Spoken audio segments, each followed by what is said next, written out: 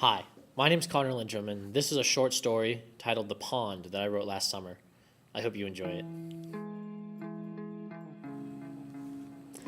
The world rolled by the car windows, the wind rushing in and out through them as the brilliant sun glittered and shone across the hood of the maroon car. The road had been paved many years ago, and now cracks snaked their way across the black surface, transforming the once smooth ride into a jostling, bumpy journey. The hills and fields were golden with the dry grass of mid-July, and as the car bobbed up and down along the landscape, a blue sparkle rose and fell in the distance. The two passengers said nothing, for they were content in the warm, speechless sound of the wind, and the car racing through the world, and although they were both wrapped in their own happy thoughts, they could not help but wonder the thoughts of the other.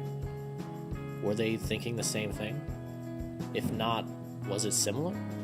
Did visions of the future roll through their heads, or memories of lives and worlds gone by? In the sun-warmed wind that rolled through the windows, each could taste the anticipation they shared, although, if asked what they thought was coming, neither would have answered. Soon the blue sparkle expanded in their view to a small kettle pond, abandoned and ignored by the world. All the world.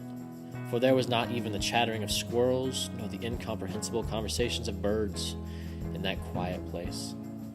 The riders looked at each other, their eyes meeting even through the sunglasses, and the smiles that had been sitting mildly on their lips bloomed on each face to full-toothed grins.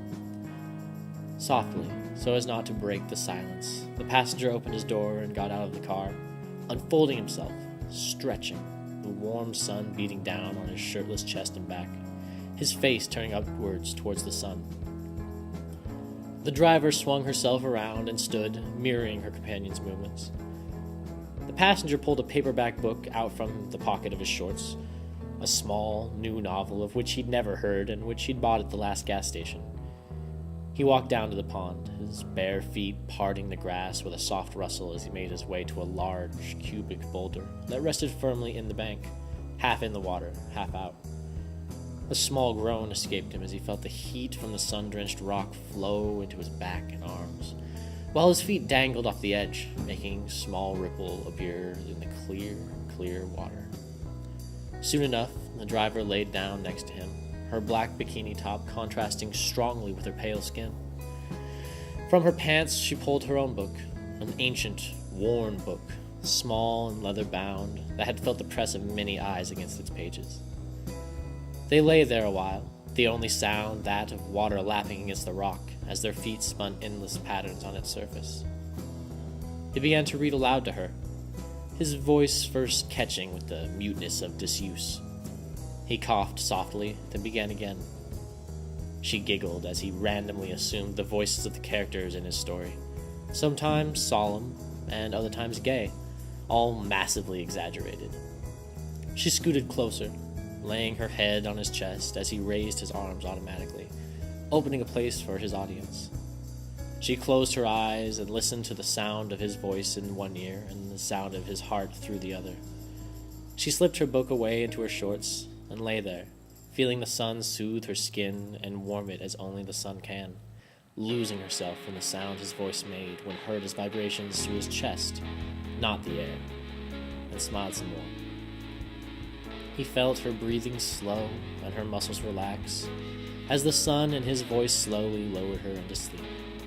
When he was certain she was asleep, he stopped reading, folded the corner of the page with his free hand, the one not resting on her, and slid it under his head. Soon they both slept, the sun pouring its rays down upon them as they did so, and it continued its path across the sky. Lazily it fell, trying hard to give them as much warmth as it could, until it finally began to dip behind the hill, and the shadows began to creep over them. She woke first, raising her sunglasses to look up at the darkening sky, the fiery light show that played across the atmosphere as the sun said its final goodbyes. She turned to him then, and kissed his mouth lightly. He stirred, removed his sunglasses, and sat up.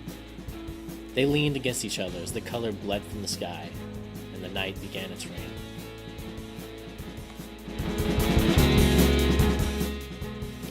Thank you.